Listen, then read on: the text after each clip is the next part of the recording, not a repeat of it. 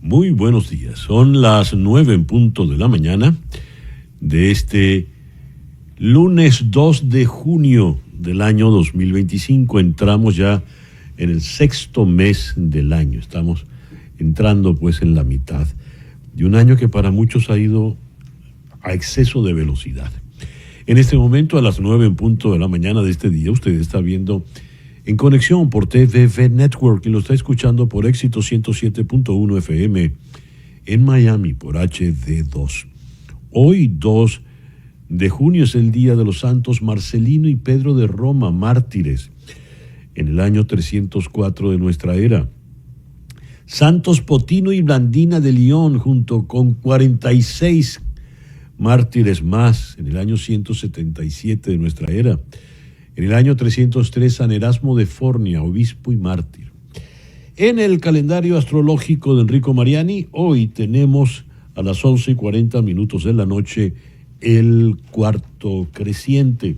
El cuarto creciente es la segunda etapa del ciclo lunar.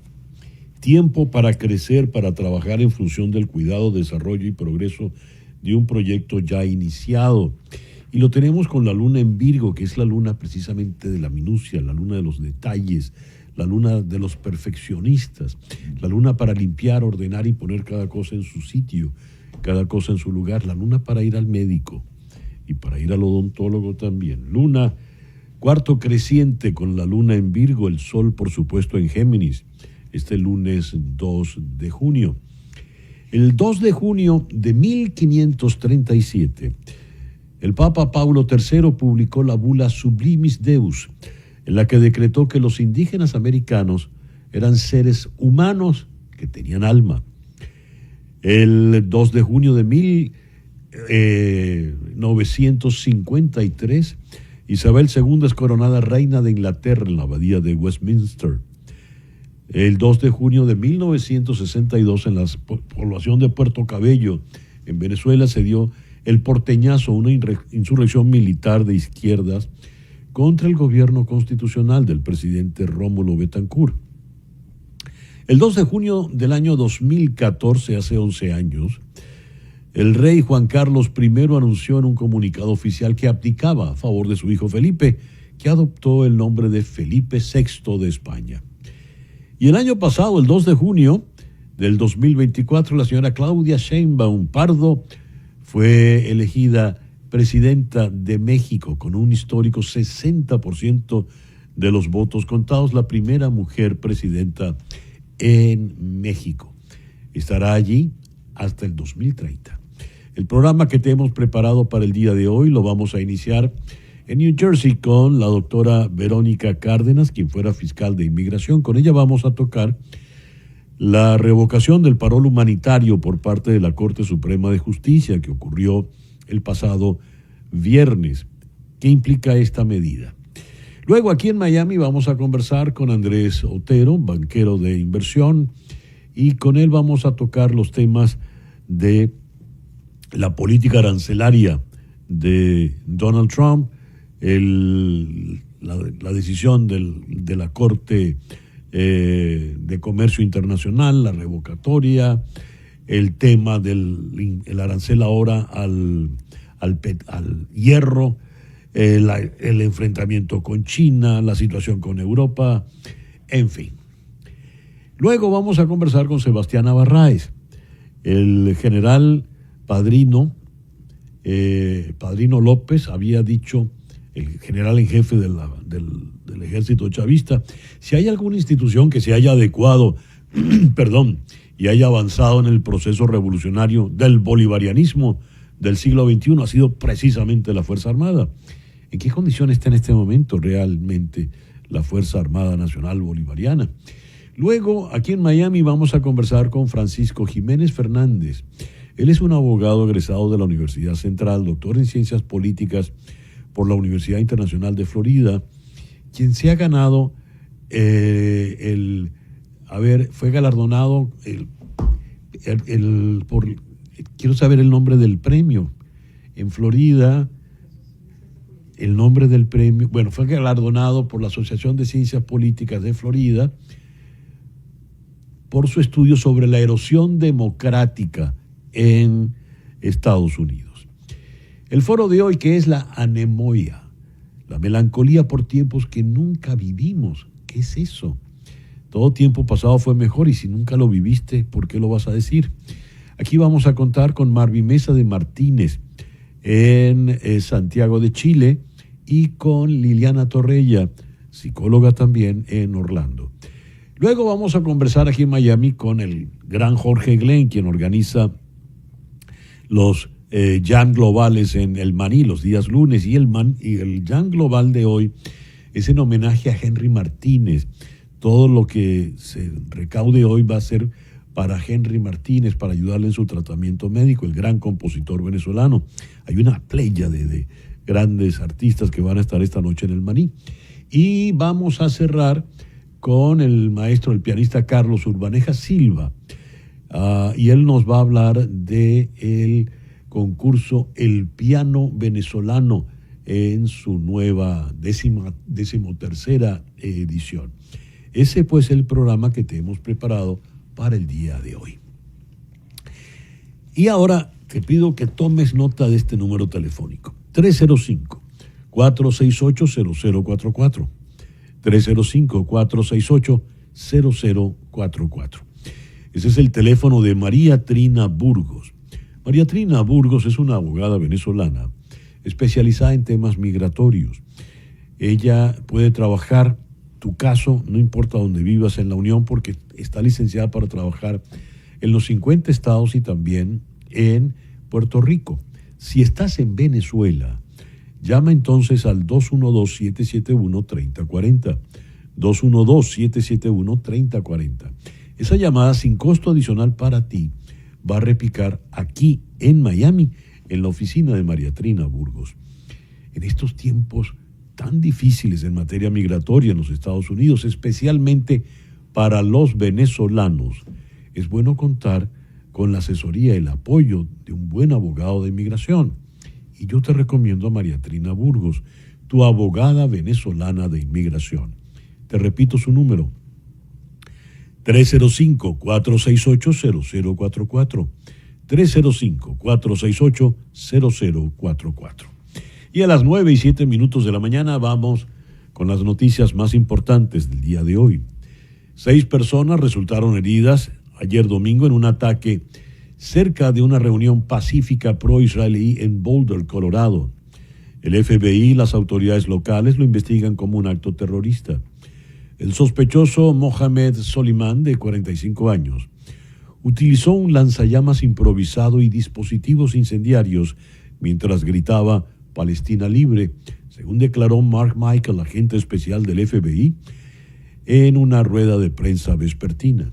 Las víctimas, que asistían a un evento semanal, tenían entre 67 y 88 años, y todas están hospitalizadas. 2 de ellas fueron trasladadas en helicóptero a una unidad de quemados. El director del FBI, Kash Patel, calificó rápidamente el incidente como un ataque terrorista. Dijo: estamos al tanto de un ataque terrorista selectivo en Boulder, Colorado, y lo estamos investigando a fondo.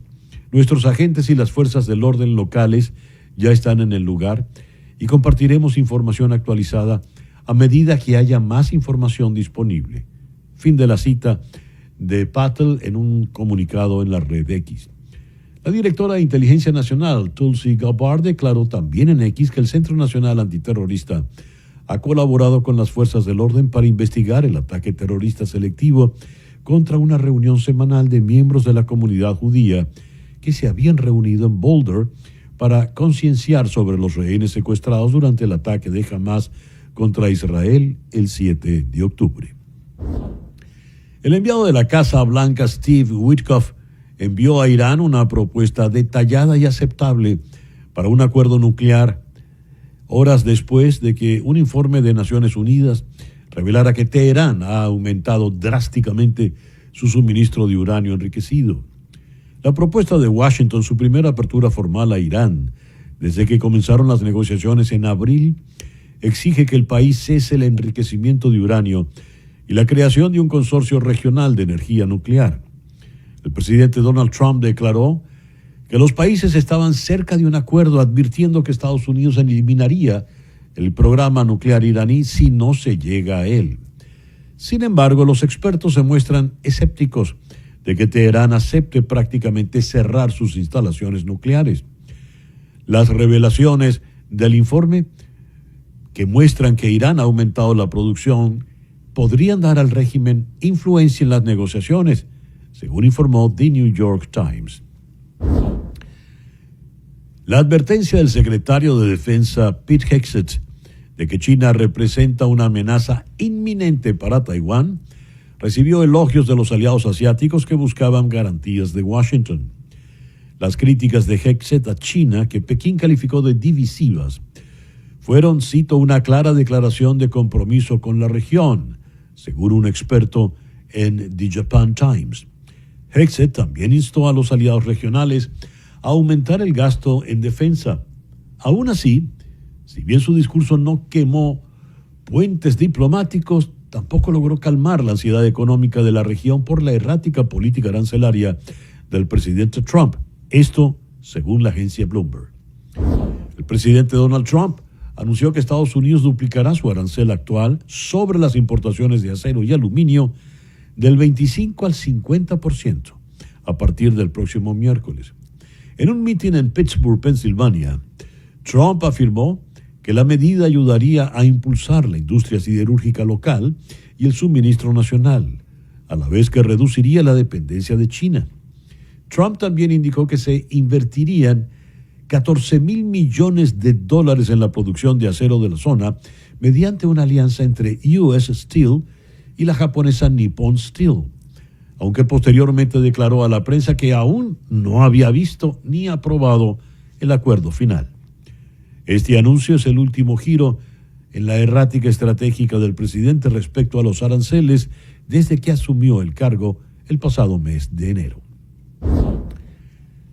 La Casa Blanca retiró a Jared Isaacman, empresario y astronauta comercial, su candidato administrador de la NASA, debido a su historial de donaciones al Partido Demócrata. Isaacman estaba a pocos días de su votación de confirmación en el Senado, pero el presidente Trump declaró que decidió desechar su nominación tras revisar las relaciones previas de Isaacman. Según fuentes de prensa, la decisión se tomó después de que senadores conservadores presentaran a Trump datos que indicaban que Isaacman apenas había donado a los republicanos antes de las elecciones de 2024. Los analistas habían pronosticado que Isaacman aumentaría la dependencia de la NASA del sector privado y especialmente de SpaceX, dado sus estrechos vínculos con Elon Musk, quien recientemente dejó el gobierno federal tras un periodo turbulento. Un ataque masivo con drones ucranianos contra aviones rusos estacionados ofreció un vistazo al futuro de la guerra. La audaz operación de ayer tardó más de un año en planificarse, según The Financial Times, y afectó a más de 40 aeronaves en 4 aeródromos en el interior de Rusia. Ucrania introdujo clandestinamente los drones con vista en primera persona y los cargó en camiones antes de ir a los techos antes de abrir los techos de los camiones a distancia y lanzarlos. Apodado el Pearl Harbor ruso por bloqueros militares pro-Moscú, el ataque refleja la prevalencia de la tecnología de drones de gama baja con inteligencia artificial, según el diario The War Zone. Estos dispositivos pueden volar mucho más lejos sin control por radio y alcanzar objetivos que reconocen de forma autónoma. Cita textual. Hoy continúan las conversaciones de paz entre Ucrania y Rusia en Estambul, a las que asistirá el presidente Zelensky. El candidato euroescéptico a la presidencia de Polonia, Karol Nawrocki, respaldado por el partido Ley y Justicia y por la administración Trump, ha ganado este domingo la segunda vuelta de las elecciones con 50,89% de los votos frente al candidato de la coalición gubernamental, Coalición Cívica, Rafael Trzaskowski, con una participación del 71,63% y más de 21 millones de votos válidos emitidos. La diferencia aunque es de apenas 369.591 votos, es sin embargo suficiente para debilitar el gobierno y comprometer el liderazgo del primer ministro Donald Tusk en Polonia y en la Unión Europea. El jefe de Estado no tiene grandes poderes, pero tiene una competencia fundamental, a saber, el poder de veto en la legislación que solo puede revertir con mayorías parlamentarias de 3/5. Andrzej Duda, el presidente que agotará su segundo mandato en agosto, lo ha empleado para bloquear la agenda reformista del primer ministro Tusk. 2 personas murieron y cientos fueron arrestados en toda Francia después de que los aficionados del Paris Saint-Germain celebraran la victoria de su equipo en la final de la Champions League, según el Ministerio del Interior francés. Se lanzaron bengalas y fuegos artificiales, se destrozaron marquesinas de autobuses y se incendiaron coches en medio de una celebración desenfrenada tras la victoria del PSG en el máximo galardón del fútbol europeo de clubes por primera vez en su historia. El Paris Saint-Germain condenó la violencia en un comunicado añadiendo que, cito, estos actos son contrarios a los valores del club y de ninguna manera representan a la gran mayoría de nuestros aficionados. Fin de la cita. El presidente Emmanuel Macron declaró que los enfrentamientos eran inaceptables e injustificables y que los implicados serán encontrados y castigados. En Venezuela, un total de 25 personas han sido detenidas en la última semana por promover el dólar paralelo, según un balance que ofreció el diario de tendencia chavista Últimas Noticias. Se trata de 15 hombres y 10 mujeres. Las detenciones ocurrieron entre el 21 y el 28 del pasado mes de mayo en diversas regiones del país. Los señalan a los detenidos de ser proveedores, operadores de paga, gestores, receptores de pago, desarrolladores y programadores de plataformas tecnológicas, así como de inflar el precio de la moneda estadounidense. Y a las 9:17 de la mañana vamos entonces con nuestro editorial del día de hoy. Anoche HBO estrenó una producción muy esperada, Mountain Head, escrita y dirigida por Jesse Armstrong, el talentoso escritor británico que ayer incluso debutó como director. No se trata de una serie. Su producción anterior fue Succession, para muchos la más extraordinaria serie de los últimos tiempos. Lo de ayer fue una película. ¿Y de qué va Mountain Head? Mountain Head va de 4 amigos supermillonarios, billonarios, son los grandes magnates del mundo de la tecnología, que se reúnen para lo que se llama un poker weekend. Allí ellos discuten sus ganancias, tratan de hacer nuevos negocios, se pintan en el pecho las admirables cifras de ingresos que tienen, 220,000 millones, en fin. La historia es una sátira que va volviéndose cruenta, va volviéndose muy cruel, con un humor negro de extraordinaria acidez. Dice el póster: la humanidad está en sus manos. Estos individuos son los que deciden el futuro de la humanidad. Hablan con un lenguaje muy peculiar, mientras el mundo, que van viendo según noticias en sus teléfonos celulares, se viene abajo con toda clase de disturbios que, de alguna manera, ellos mismos, gracias a sus plataformas de desinformación, han ido generando.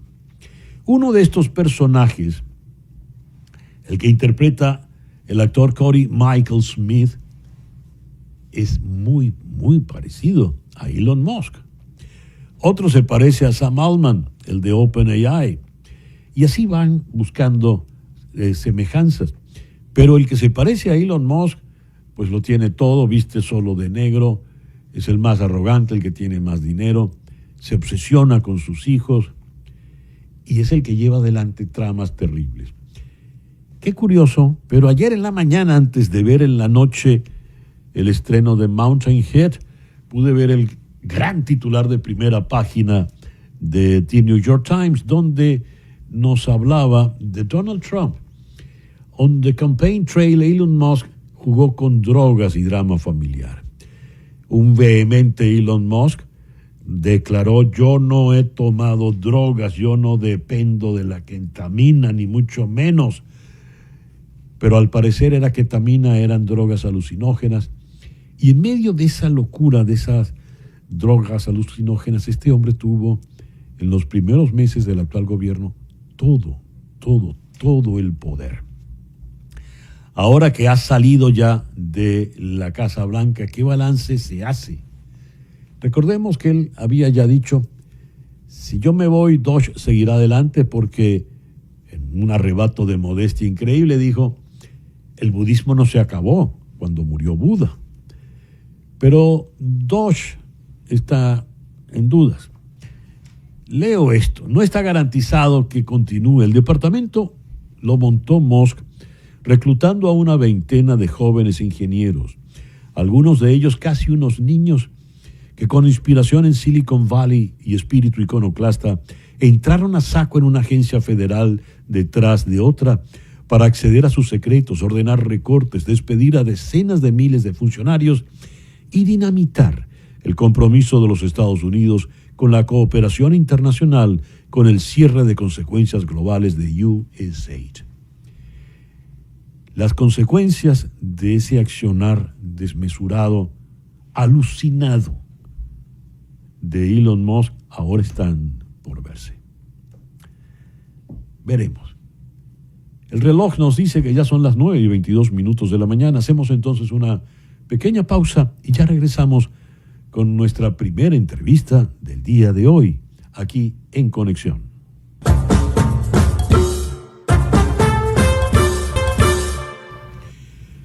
Son las 9:25 de la mañana, hora del este. El pasado viernes, la Corte Suprema en Washington permitió revocar el permiso humanitario para inmigrantes de Cuba, Haití, Venezuela y Nicaragua. Esto pone en riesgo de deportación a más de 500,000 de personas. ¿Qué significa esta orden? ¿Qué significa esta decisión? Vamos a New Jersey para consultar la opinión de Verónica Cárdenas. Verónica fue fiscal de inmigración y es abogada. Verónica, muy buenos días. Muchísimas gracias por atendernos. ¿Qué implica la decisión de la Corte Suprema del pasado viernes? Buenos días, César, y gracias por tenerme aquí. Esta decisión técnicamente pone una pausa en la decisión de la Corte más baja. La Corte más baja dijo que mientras estamos viendo legalmente si la administración tiene el poder de terminar todos estos paroles, ellos no pueden enforzar esa orden de deportar la gente ahora. La Corte Suprema vio esa pausa y dijo: no, esta administración puede seguir con la terminación del parole humanitario mientras la Corte más baja vea estos argumentos. Ahora el parole de mucha gente fue revocado y el permiso de trabajo que está junto a ese parole también. ¿Qué pasa con estas personas entonces? ¿Pierden el trabajo y van a ser revocadas? Sí, no sabemos si van a ser revocadas ahora mismo porque la Corte más baja tiene que determinar si legalmente esta administración puede hacer eso. Los argumentos que están haciendo en la Corte más baja es que esta administración no puede terminar el parole a toda la gente. Es algo que ellos tienen que determinar persona por persona si es apropiado en ciertas circunstancias. El segundo argumento que la Corte más baja está viendo es si esta administración lo está haciendo de manera para poner la gente en una removación expedita, que no es apropiado si eso es la intención de esta administración. Para ahora, la gente que está en esta situación pueden tratar de ver si tienen formas alternativas para quedarse en los Estados Unidos en una forma más permanente. Este parole humanitario era por 2 años, no era una forma permanente. ¿Qué es una forma permanente, Verónica? ¿Qué pueden hacer estas personas en este momento, digamos, de angustia, casi a última hora? Sí, y eso es un punto bien válido. Las personas ahora pueden tratar de ver si ellos califican por un asilo. si califican por el asilo y están tarde de meter esa aplicación entre el primer año, porque ya están capaz aquí por casi 2 años, año y medio, el parole, porque es una función legal en la manera que ellos entraron, eso puede calificar como una excepción. También si las personas tienen familiares aquí que pueden hacer una petición para ellos como esposos, niños, ellos también pueden intentar de hacer un ajuste de estatus. El TPS es algo que es un poquito menos claro porque también el TPS está yendo por acciones legales en las cortes ahora. Hay un detalle acá en el tiempo. Aquí hay, digamos, dos relojes. Un reloj, el que tiene la administración Trump, que es un reloj que va muy rápido, muy, muy rápido, ¿verdad? El presidente Trump quiere deportaciones masivas todos los días. Y por otra parte tenemos un reloj que va muy, muy lento, que es el reloj de los tribunales, el reloj de la justicia. Hay solicitudes de asilo que tardan años. ¿Qué pasa con el individuo que está en esa solicitud? ¿Lo agarra un reloj o lo agarra el otro? Pero ¿qué pasa? Le van a deportar. ¿Y qué dice él? Es que estoy tramitando mi asilo. Hemos visto cómo los funcionarios de ICE están en los tribunales de inmigración y se llevan a la gente de inmediato que los han citado para consultar algún caso. ¿Qué nos dice, Verónica? Y yo creo que eso es algo que la Corte Federal y las dos justicias de la Corte Suprema, en su opinión, oponiendo la decisión, es que eso es la realidad que tenemos ahora. La realidad es que esta administración está ahora atacando gente no todo legalmente. Ellos vinieron la forma que la administración anteriormente les dijo que yo digo que la gente ahora es bien necesario tener un abogado de inmigración y un abogado que puede hacer estas apelaciones a las cortes federales, porque nosotros estamos viendo que las cortes federales están tomando estos argumentos de due process, que las personas que están aquí todavía tienen derechos. Y eso es una avenida que ellos tienen que explorar. A ver, una cosa es el que entró de manera ilegal y lo pueden deportar inmediatamente. Pero la decisión de la Corte suspendiendo la medida humanitaria es para personas que estaban acá legalmente. ¿Es así, Verónica? Sí, y lo que ellos están haciendo no hace sentido. Ellos están poniendo a la gente que entró entre este programa con un parole humanitario y poniéndolos en una situación peores que la gente que entraron sin papeles buscando asilo, porque lo que ellos están haciendo es tratando de poner a esta gente en una removación expedito, que tienen menos derechos en una corte de inmigración. Esto es algo que yo creo que esta Corte Federal se va a poner, porque eso no es justo en este caso. ¿Quién tiene la última palabra entonces? La última palabra va a tener la Corte Suprema. Ya que esto está en la corte más baja, ellos van a oír los argumentos si legalmente la administración puede hacer esto, y esperamos que la administración va a apelar esa decisión si no es acuerdo de lo que ellos quieren. Y ya como última pregunta, Verónica, la persona que está en esta situación, como le decía, atrapado entre esos dos relojes, ¿qué hace? ¿Se queda en su casa y no sale por miedo a que le puedan detener? ¿Qué le aconseja? Yo aconsejo que ellos sean activos en sus casos, cogen un abogado para que le puedan representar. Hay muchas maneras que podemos trabajar casos así. Sí es algo que es complicado, pero si empiezan más temprano que tarde, las personas van a ser en una posición mejores. Ya. Verónica, muchísimas gracias por estos minutos en la mañana de hoy. Gracias a usted, buen día. Verónica Cárdenas es abogado, fue fiscal de inmigración en el estado de New Jersey. Y ahora, esto es de mis redes. Veamos. The Brutalist. ¿De qué trata esta película?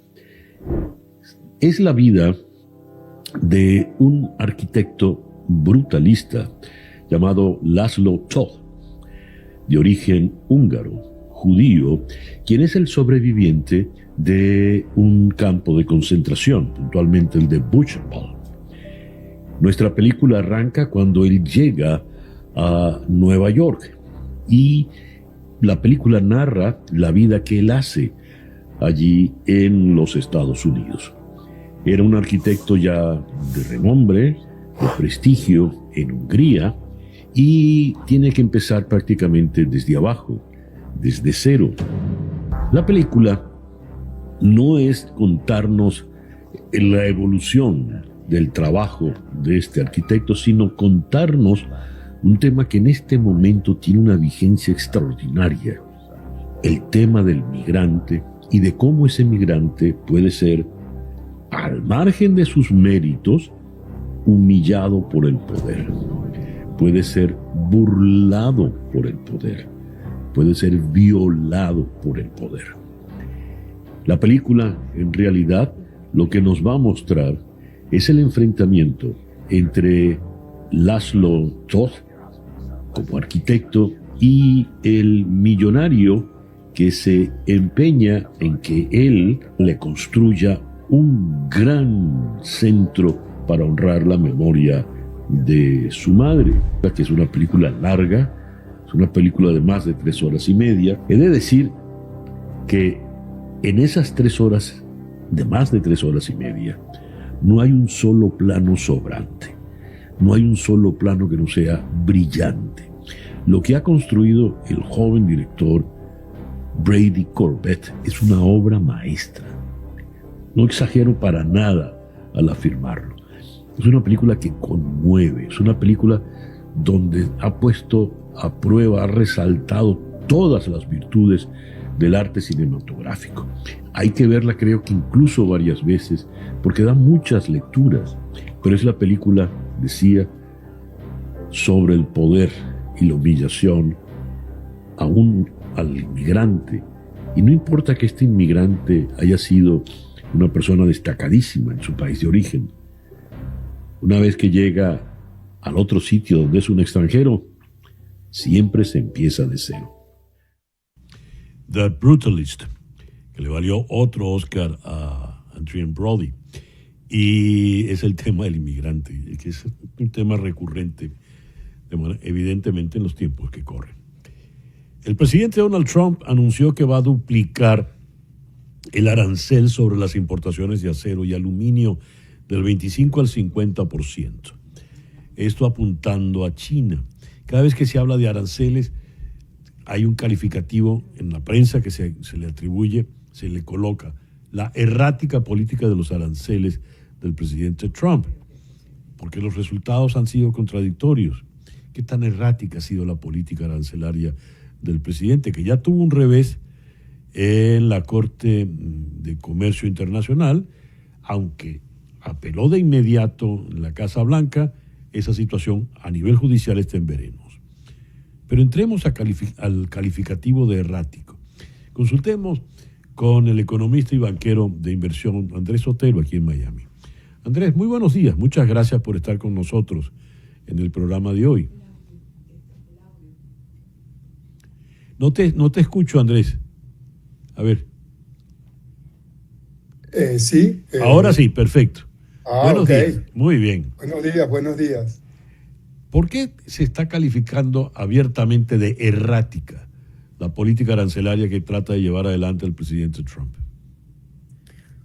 Bueno, más que errática, me sorprendí el otro día de conversar con unos amigos míos empresarios no financieros y entender que hay una misconcepción de qué es lo que son los aranceles. Están pensando muchas personas, y así lo vende la administración, de que son impuestos que van a pagar aquellos quienes están perjudicando a los Estados Unidos con sus políticas económicas en sus países. Pero no es así. Los aranceles son típicamente un acto de agresión, muchas veces usado en la guerra, pero que sin embargo los paga es el importador. O sea, todos esos fondos que está esperando la administración que le van a entrar no van a ser pagados por los extranjeros, van a ser pagados por los importadores. Por eso es que los principales demandantes en contra de los aranceles, que fue precisamente esa decisión del Tribunal de Comercio, fueron tres importadores de juguetes pequeños, no grandes empresas, porque ellos van a ver sus intereses muy afectados porque pues, los aranceles les van a hacer que sus juguetes dejen de ser competitivos en el mercado y por lo tanto eso es un concepto muy importante que la gente, por más inteligente que sea, que no conozca de esto en detalle, no entiende que los aranceles los pagan los importadores y como son tan altos, entonces no los pueden absorber y le van a tener que pasar al consumidor final. Por ejemplo, Walmart acaba de anunciar que va a pasar los incrementos de costo, por lo menos parcialmente. O sea que es una situación compleja. Para Andrés, lo de... sí, Andrés, si es el importador el que paga, evidentemente, como lo estás diciendo, quien termina pagando es el consumidor, ¿verdad? Porque le va a cargar al consumidor. Ahora, ¿por qué eso que definiste como misconception? ¿Por qué el presidente Trump, sus asesores y esos empresarios con los que tú conversabas, se les fue de las manos algo que es evidente, que está de bulto? El arancel lo paga el que importa. Bueno, no se les pasó. Me sorprendí de las declaraciones del secretario del Tesoro Bessent el sábado, defendiendo el incremento con lo que empezaste de las importaciones de acero y aluminio. Sí. Veamos qué está pasando en el acero. Un punto, por ejemplo, es que siempre se está buscando vilificar un poco a China como agresor, pero yo estuve estudiando para esta conversación las cifras más importantes de importación de acero y China no está ni siquiera en los top 10 de importación de acero en los Estados Unidos. De hecho, Estados Unidos es no autosuficiente, es un gran productor de acero. Estados Unidos consume alrededor de 100 millones de toneladas al año, produce aproximadamente 75, por lo que solamente importa 25 millones de toneladas y sorprendentemente, ¿quiénes son los principales suplidores? El número 1 es Canadá, como con 6 millones, número 2 Brasil, número 3 México, número 4 Corea del Sur. Entonces, China ni siquiera está en los top 10. Entonces, aparte de eso, la excusa que utilizan es el tema estratégico. Por ejemplo, el uso de metales en defensa. Pero también estuve estudiando que solamente el 3% del acero se usa en defensa. Entonces, ni China ni defensa. Entonces, para mí es muy difícil justificar y explicar que se estén incrementando estos aranceles. ¿Qué es lo que sucede? Lo que sucede es que, típica demagogia, se están argumentando que están decidiendo proteger a 80,000 empleos del sector acero, cuando el incremento de los precios del acero va a afectar muy negativamente a otras empresas como la construcción, la construcción de infraestructura, de vehículos que emplean a más de 10 millones de personas. Entonces hay una dicotomía allí muy importante. ¿A qué obedece esto? ¿A consideraciones de orden económico, financiero, o a meras consideraciones de orden político y demagógico? Sabe que a mí me gusta hablar con números y no de... Perdón. Sin embargo, yo tengo un dicho que siempre utilizo, que digo que lo único más caro que el socialismo es el ego desenfrenado, porque no se toman decisiones basadas en los números, sino basados en los deseos de las personas. Entonces, si uno quiere lograr una estabilidad económica, pues tiene que tomar las decisiones con bases económicas y no políticas. Pero bueno, está evidenciado que la base de votantes que ahorita apoya el tema de America First, yo apoyo, yo soy norteamericano, apoyo a America First, pero hay que hacerlo de una manera racional y lógica con las cifras que demuestran que los efectos económicos de las políticas sean positivos para la mayoría. Y eso no está sucediendo. Andrés, una última pregunta.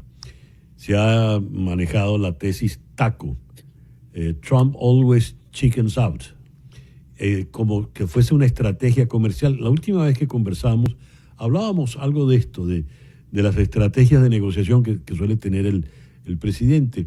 Pero, ¿a qué se está aludiendo cuando se usa ese término TACO, que evidentemente no le gustó al presidente?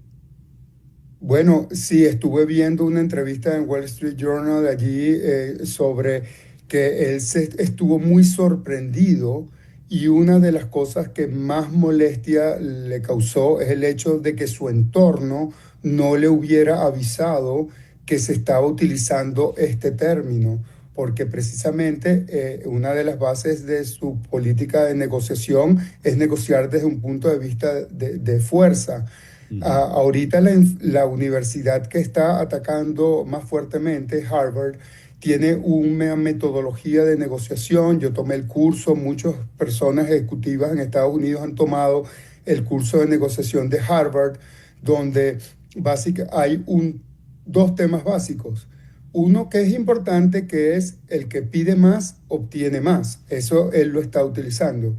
Pero la lección que ellos quieren que tú obtengas de ese curso es que las negociaciones tienen que ser colaborativas, que las negociaciones colaborativas tienen outcomes que son mucho más positivos para ambas partes que las negociaciones confrontacionales. Entonces, ¿qué es lo que pasa? Que cuando tú llevas al extremo a las posiciones negociadoras, date el caso de China, por ejemplo, que a China prefiere mucho más esta negociación, porque al final la política de imponer aranceles del 145% a productos chinos, que son los principales, digamos, alimentos de la adicción del consumidor norteamericano a los productos baratos, es insostenible para Estados Unidos más que para China. Entonces, esa posición de decir, bueno, yo empiezo muy arriba para lograr algo abajo, pero es que yo no estoy, la meta de la negociación no debiera ser llegar a un nivel de aranceles. La meta de la negociación debería ser lograr el equilibrio que permita que los Estados Unidos exporte más a los países con que tiene déficit. Y por cierto, estuve investigando un poco y el principal socio comercial de Estados Unidos no es China, es Europa. Europa tiene $1 trillón anuales en comercio bilateral versus China solamente 600,000 millones. Y de eso, digamos, números comerciales, resulta que de Europa el principal elemento son las medicinas, porque las empresas de drogas norteamericanas fabrican la mayoría en Irlanda. Entonces, ¿qué pasa? Si le pones 50% a los aranceles, si le pones 50% de aranceles a las importaciones de Europa y encareces las medicinas que ya en Estados Unidos están por las nubes, eso va a tener un efecto súper negativo. Ese es el tipo de detalles que la gente no se fija. También va a afectar porque los europeos que fabrican carros aquí, BMW, Mercedes, etcétera, y luego reexportan esos vehículos hechos en Estados Unidos por algo así como 45,000 millones de dólares, también van a ser aceptados porque los aceros especiales que no se hacen aquí, que se importan, van a subir el precio con los aranceles y eso va a hacer menos competitiva la reexportación a Europa. Entonces, el problema es que tenemos que pensar estratégicamente. Los aranceles en sí mismos no son suficientes. Tienes que pensar, no puedes jugar la vieja cuando tienes que jugar ajedrez tridimensional. Es imposible. Qué buena comparación esa. Andrés, muchas gracias por estos minutos en el programa de hoy. No, de nada, un gran placer, siempre a la orden y excelente día. Gracias. Andrés Otero Es economista y banquero de inversión aquí en Miami. Una pausa y al regreso hablamos con Sebastiana Barraez, aquí en Conexión.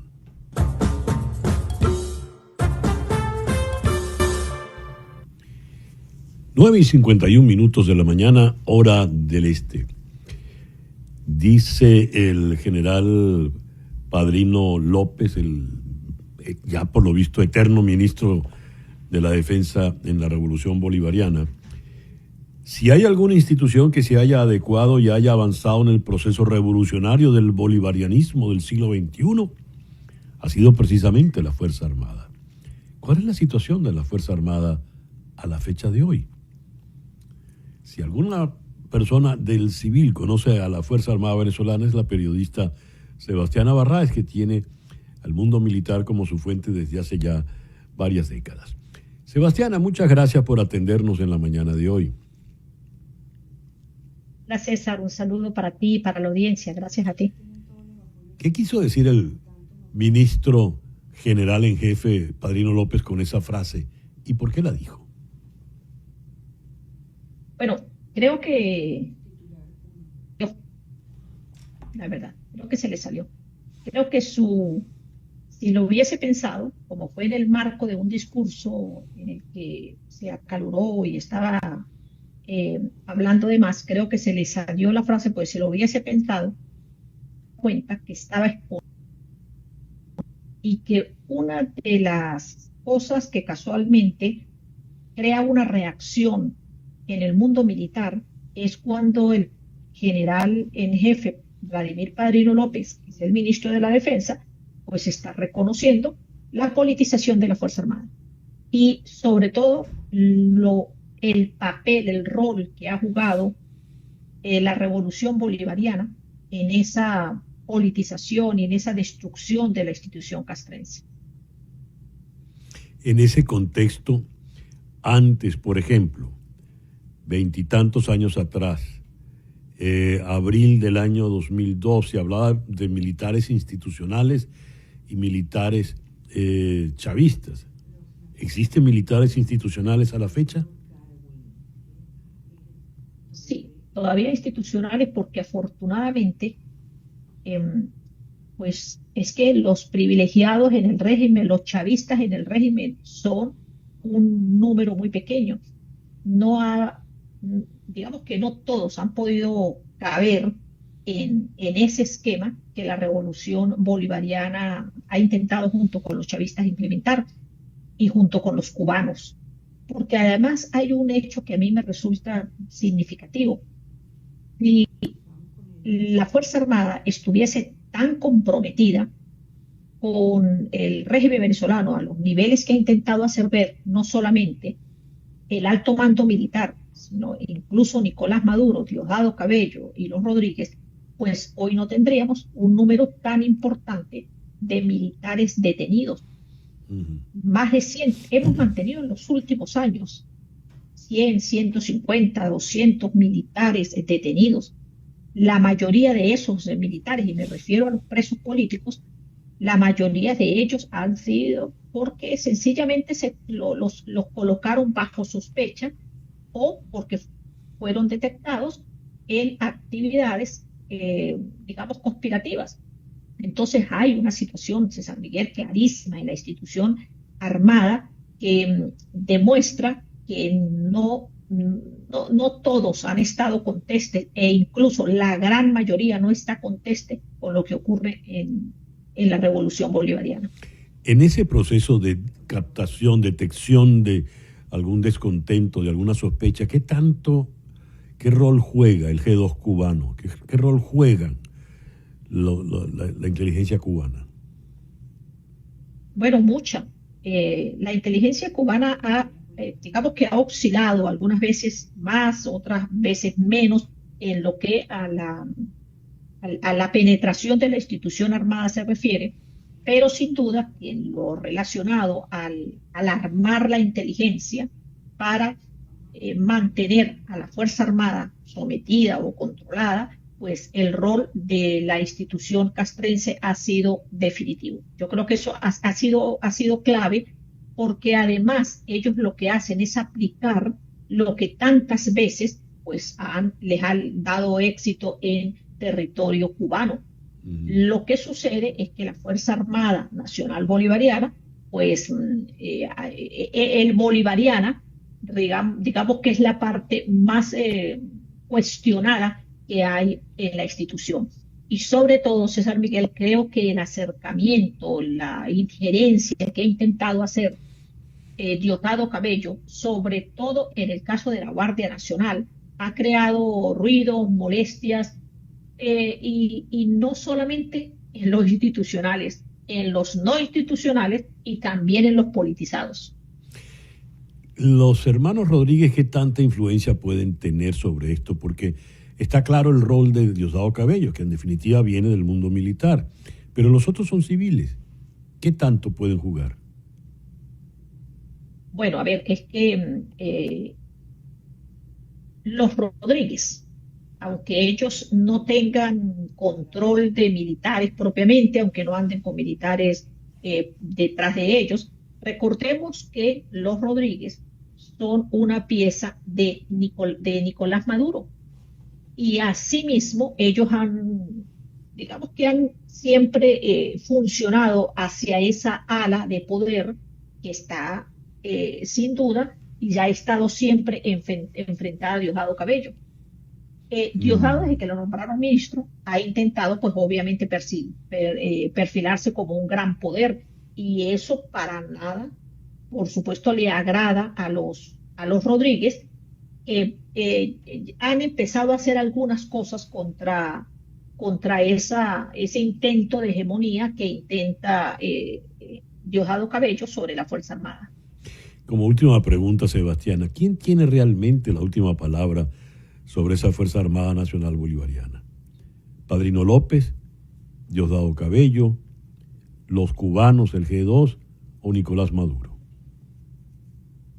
Bueno, es que depende última palabra en qué, porque si la institución armada actuara de manera monolítica, si no existiese la división entre grupos y sectores de poder, e incluso entre generales, pues la respuesta sería mucho más sencilla que tener que decir que hay una parte, sin duda importante, en la que está Nicolás Maduro con el general Padrino López. Diosdado Cabello, que intenta controlar parte de la Fuerza Armada con su propio grupo, pero él hasta ahora, digamos que sobre quien tiene relativamente mayor ascendencia es sobre la Guardia Nacional. Pero a esto se le suma que Diosdado, por ejemplo, en el Ejército, ha perdido mucha ascendencia porque también perdió porque perdió hombres claves que tenía dentro de la institución armada, que Nicolás Maduro le pasó a retiro. Sebastiana, muchísimas gracias por estos minutos en el programa de hoy. Gracias a ti, César Miguel. Un abrazo, feliz día. Feliz día. Sebastiana Barra. Ya son las 9:59 de la mañana, Capicúa. Leo en The New York Times un artículo del periodista científico senior William J. Broad, quien entrevistó al físico nuclear Richard L. Garwin en enero por última vez. Garwin, el diseñador del arma más mortífera del mundo, murió el pasado martes a los 97 años, dejando tras de sí un legado de horrores nucleares a los cuales dedicó toda su vida a contrarrestar. A finales de 1954, cuando la batalla de Enrico Fermi contra el cáncer estaba llegando a su fin, recibió una visita. Fermi, premio Nobel de Física, había huido del fascismo en Europa y se había convertido en uno de los fundadores de la era nuclear, ayudando a dar vida al primer reactor del mundo y a la primera bomba atómica. El visitante era Richard L. Garwin. Había sido alumno de Fermi en la Universidad de Chicago y el científico premiado lo llamó el único genio verdadero que he conocido. Había hecho algo que en aquel momento solo conocían Fermi y un puñado de expertos. Ni siquiera su familia lo sabía. 3 años antes, el joven prodigio, que entonces solo tenía 23 años, había diseñado la primera bomba de hidrógeno del mundo que trajo la furia de las estrellas a la Tierra. En una prueba, había explotado con una fuerza casi 1000 veces superior a la de la bomba atómica que arrasó Hiroshima, y su potencia era mayor que la de todos los explosivos utilizados en la Segunda Guerra Mundial. Pero también dejó un extraño enigma. Se pregunta Broad, ¿por qué esperó tanto tiempo para contar a su familia su papel en la bomba H? ¿Intentaba proteger a sus seres queridos de las críticas y las reacciones de odio? Cito, no. Resultó que, como puede ocurrir en las vidas al servicio del gobierno, sentía que se cernían sobre él cuestiones delicadas de seguridad nacional. Gerwin dijo que le preocupaba que unos familiares locuaces pudieran poner sin proponérselo la atención sobre él de agencias de inteligencia extranjeras deseosas de conocer los secretos de la bomba H. Dedicado por años a asesorar a presidentes para evitar que usaran su invento, una vez le dijo a Broad, si pudiera agitar una varita para hacer desaparecer la bomba H, lo haría. Así las cosas. Bien, y ahora vamos a conversar con otra persona de extraordinario talento. Se trata de Francisco Jiménez Fernández.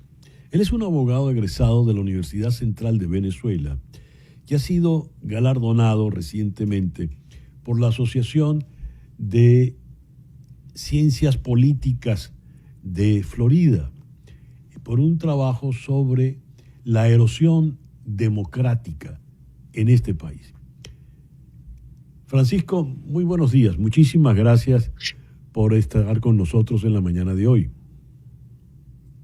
Muy buenos días, César Miguel. Un placer estar aquí y muchas gracias por la invitación.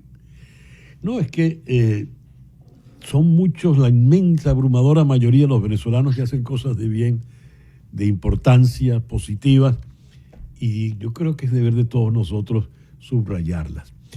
Francisco, ¿qué trabajo fue el que hiciste sobre las reformas judiciales en el continente y el impacto en la erosión democrática?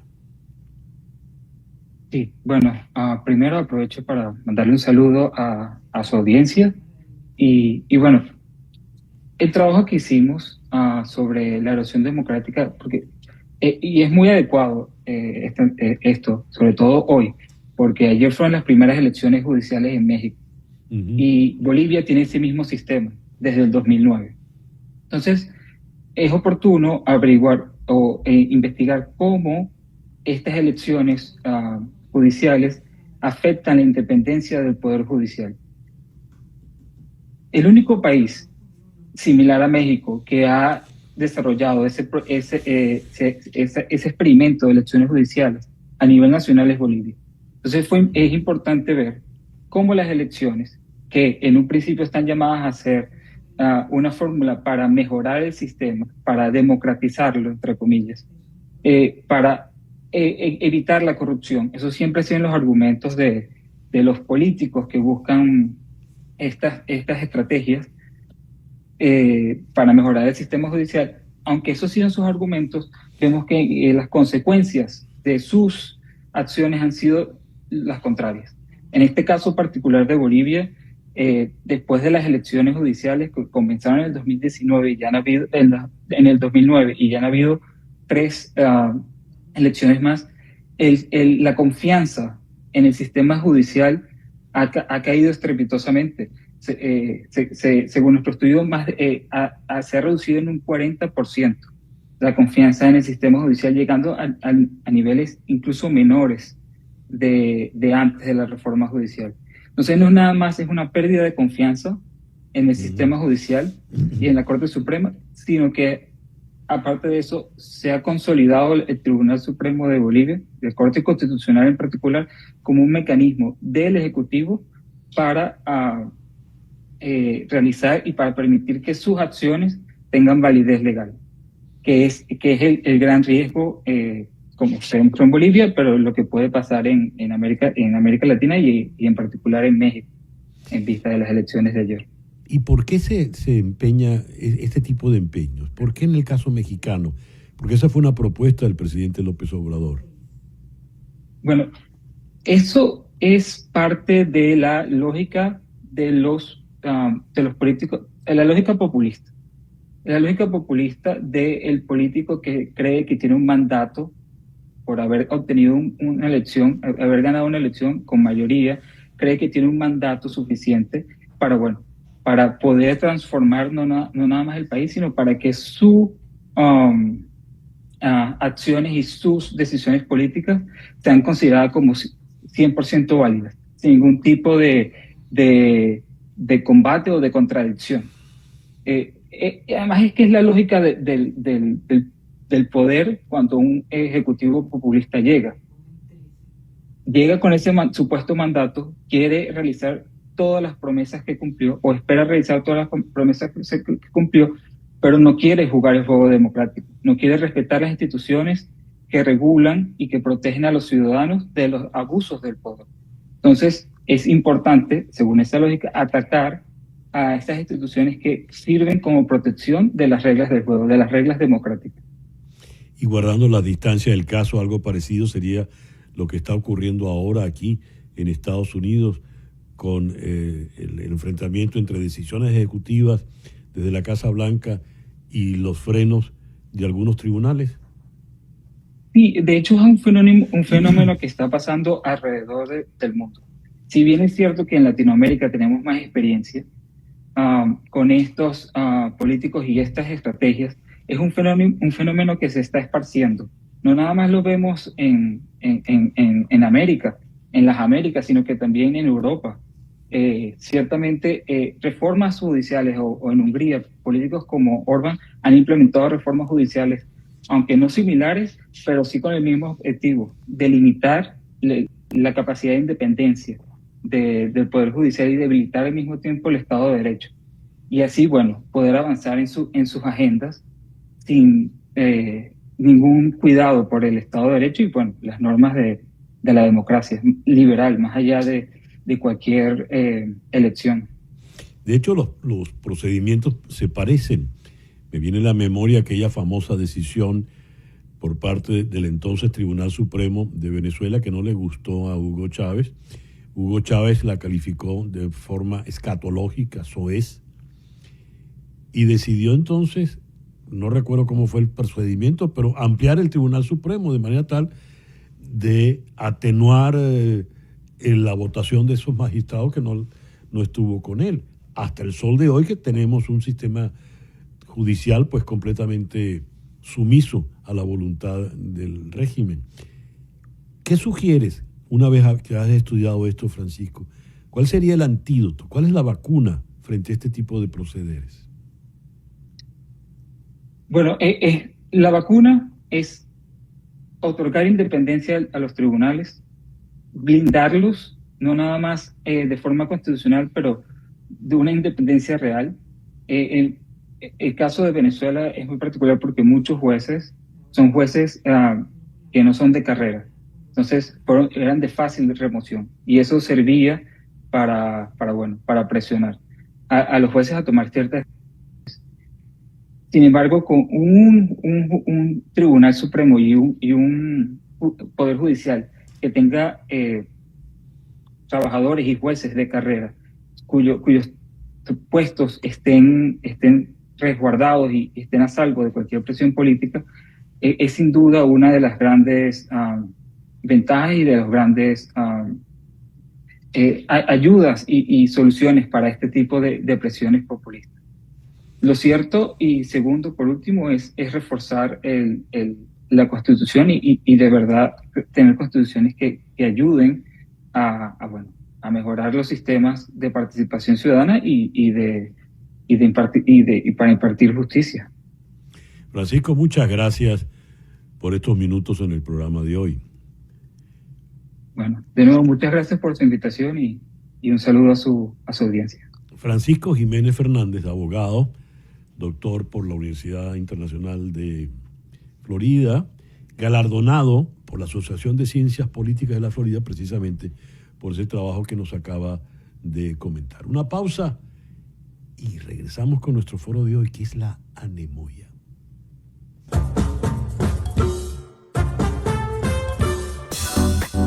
En un momento regresamos con César Miguel Rondón en Conexión por Éxitos 107.1 FM. ¿Esto es el verano? Hace un calor infernal allá afuera. No, esto es el verano con el evento de ofertas de verano de Nissan. Así se siente elegir un lugar y simplemente ir.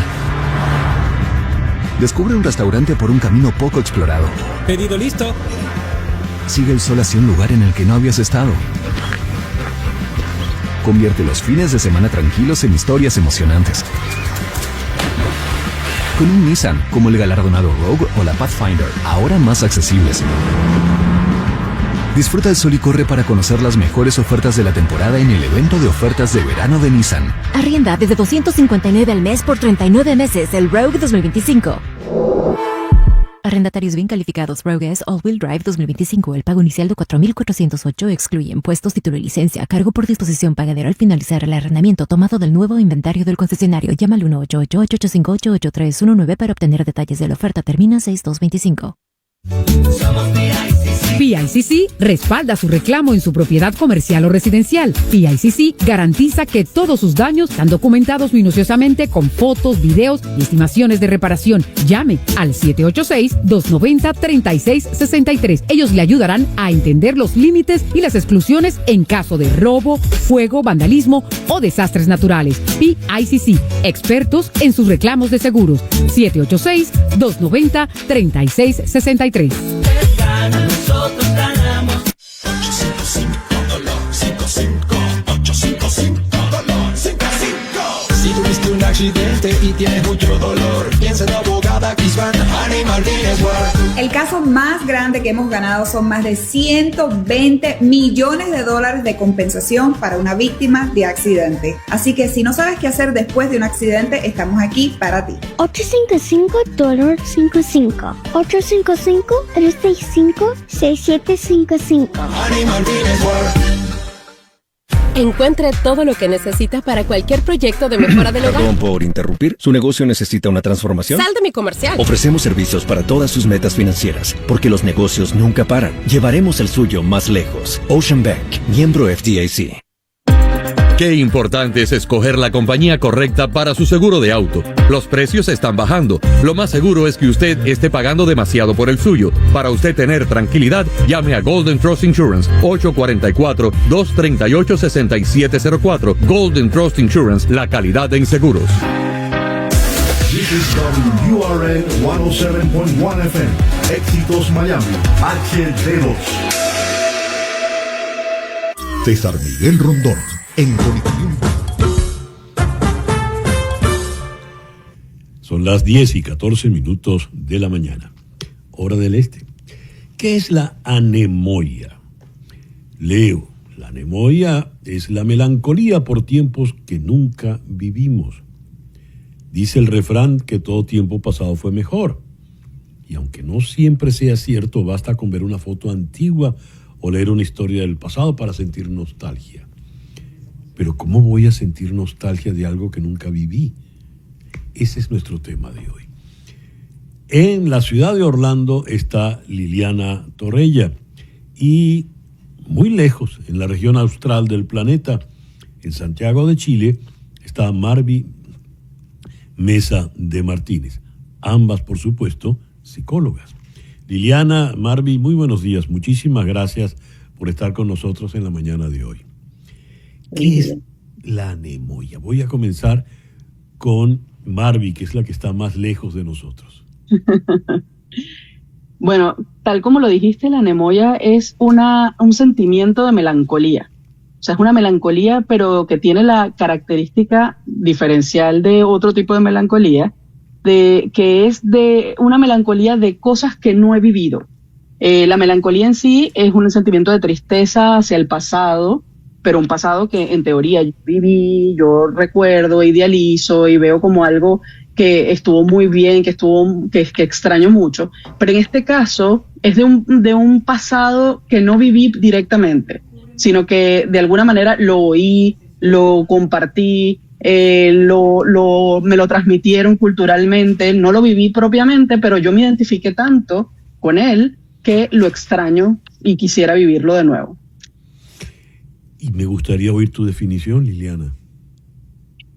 Sí, muy en línea con lo que nos comparte Marvy, es esto de poder vivir, para dar como un ejemplo, es poder vivir a través de la memoria de otros y no de nuestra propia memoria real de los hechos que nosotros vivimos. Entonces, he visto mucho esto conversando con migrantes, César Miguel, que hijos de migrantes también, que quizás, por ejemplo, no han vivido algunos aspectos que vivieron sus padres en Venezuela, pero que a través de la memoria cultural, a través de la memoria histórica, a través de esa memoria sensitiva o emocional familiar, es como que si tuvieran el anhelo de estar o de haber vivido en esas situaciones, ¿no? Entonces es como esto de el anhelo por la memoria de lo que han vivido otros que yo no he vivido directamente. Ahora, si yo siento una suerte de nostalgia o melancolía, que es el término que estamos usando, por otro tiempo, lo haya vivido o no lo haya vivido, en el fondo estoy manifestando que no estoy conforme, que no me gusta del todo el tiempo que estoy viviendo. ¿Es así, Marvy? Lo que pasa es que ahí tiene como varias aristas esta situación. Puede ser que ciertamente no estoy conforme o no estoy conectado con mi presente, puede ser eso. Puede ser también que no esté conectado con mi pasado, con el pasado propio, el que yo he vivido. Pero también hay una parte que pudiéramos verlo como positivo, que es mi capacidad de conectarme y de empatizar con las personas, grupos culturales o lo que sea que estoy idealizando o que estoy extrañando, y que yo me conecto con eso y lo hago propio, lo convierto en algo mío. Entonces, no es tanto necesariamente que no estoy conforme con mi vida, sino que esta identificación, este reconocimiento en eso que vi en la otra persona o que me transmitió la otra persona o los otros grupos culturales. El aporte que da Liliana me resulta muy interesante porque lo contextualiza, ¿verdad? Dice, por ejemplo, con esta migración venezolana hay muchos venezolanos que no vivieron, por ejemplo, el tiempo de paz, de democracia en Venezuela. Vale decir, ningún venezolano a los 30 años, menor de 30 años, vivió lo que teníamos, ¿cierto? Y entonces oyen de la nostalgia, la melancolía de sus padres, de sus tíos, y estando en el exterior pueden ilusionarse con aquello que no tuvieron. ¿Eso qué es, Liliana? Eso es un proceso, además natural en los seres humanos, César Miguel, que tiene que ver con la idealización. Nosotros los seres humanos, en nuestros procesos cognitivos, de memoria, de cómo manejamos el tiempo, nosotros tenemos esta percepción del tiempo en pasado, presente y futuro. Entonces muchas veces podemos llegar a idealizar cosas hacia el futuro o hacia el pasado. En el caso de la Nemoya hay mucha idealización del tiempo pasado, producto de esta, vamos a decirlo así, como de esta transmisión, incluso en muchos casos verbal y a veces en el tema de los hábitos que vamos manteniendo y vamos observando, ¿no? Entonces, con este ejemplo que tú dabas y tu pregunta anterior, es interesante porque en muchos momentos podemos estar idealizando algo que ciertamente no hemos vivido, pero que dependiendo la narrativa de quienes han ido transmitiendo esto, podemos empezar a ver un país de una forma que no necesariamente ha sido así para todos. Entonces aquí es donde puede venir esta mezcla que a veces puede ser un poco confusa, ¿no? Y que puede llevarnos a querer tanto algo que me contaron que era de una manera que tengo, entre comillas, puedo empezar a generar molestia, rabia, inconformidad, confusión, por lo que ahora, entre comillas, veo que es la realidad. Y creo que eso, en muchos casos, con este ejemplo que tú resaltabas, puede estarnos pasando. Y ahí es donde tenemos que ser un poquito cuidadosos en el sentido de, bueno, nada, qué es lo que es la experiencia individual versus la experiencia del colectivo, ¿no? Para evitar que eso se convierta en un factor limitante o de frustración, o incluso en una, como decía Marvi también, como quedarnos pegados en esa percepción. ¿Cuál es el problema con ese cuadro que está planteando Liliana? Te pregunto a ti, Marvi. Porque ¿el problema? Sí, porque pareciera que es, uno, alejarme de la realidad, y dos, añorar algo que no tiene sentido, porque es como querer recoger el agua derramada, ¿no? Es imposible. Claro, pero como dice Liliana, es un proceso normal que nos pasa a todos los seres humanos, y quiero resaltar eso porque no es que la anemoia sea una patología, no, de hecho no está descrito como una patología para nosotros los psicólogos. Es parte de la vida, es parte de situaciones que nos pueden pasar a todos. De hecho, si tú te pones a ver, muchos idealizamos un pasado que lo pudimos haber vivido, pero que realmente se ha ido distorsionando con el paso del tiempo. En este caso, es un pasado que no viví propiamente, sino que, bueno, me contaron o me expuse a eso de alguna forma. No necesariamente es una patología, porque no termina siendo ni un cuadro depresivo. Esta melancolía puede, digamos, corregirse de alguna forma si empezamos a conectarnos más con nuestro propio pasado y hacer también esta conexión con el presente, pero no necesariamente va a ser un problema a largo plazo. ¿Qué le pasa a la persona que tiene esa anemoia, aparte de llenarse de un placer que no fue de él o que no fue de ella? Digo, ves un álbum de fotografías de tu familia y entonces ves a tu papá cuando eran jóvenes, te puedes ver a ti mismo pequeñito. Hoy por hoy hay videos desde hace ya mucho. ¿Qué le pasa a esa persona, Liliana? No estoy pensando que le está pasando nada malo, pero quiero que me describa si tiene placer, si tiene tristeza, qué tipo de sensaciones son las que él vive o que ella vive. Sí, es interesante porque la anemoia es necesaria, César Miguel. Es decir, es sano tener esta posibilidad de ver algo del pasado que no hemos vivido y poder sentir, ¿sí? Y en algunos momentos, no sé, lo pongo también en otro ejemplo, escucho una canción de los Beatles, yo no estuve en esa época, pero hay algo que empiezo a sentir que resuena, en este caso, positivamente. Y así nos va a pasar con momentos, situaciones, recuerdos, fotografías, olores, porque somos, en ese sentido, tenemos esa capacidad de percepción. El tema es no quedarnos allí permanentemente. Y en esos casos es donde tenemos que trabajar mucho con hacer la conexión con el presente, con que eso sea parte de aquello que puedes, ojalá, valorar, porque a veces tenemos anemoia con cosas, como decíamos, que pueden ser negativas o discordantes, pero si podemos volver al presente y valorar aún más el presente desde lo que estoy viviendo, esa conexión con quién soy ahora, con lo que tengo ahora, con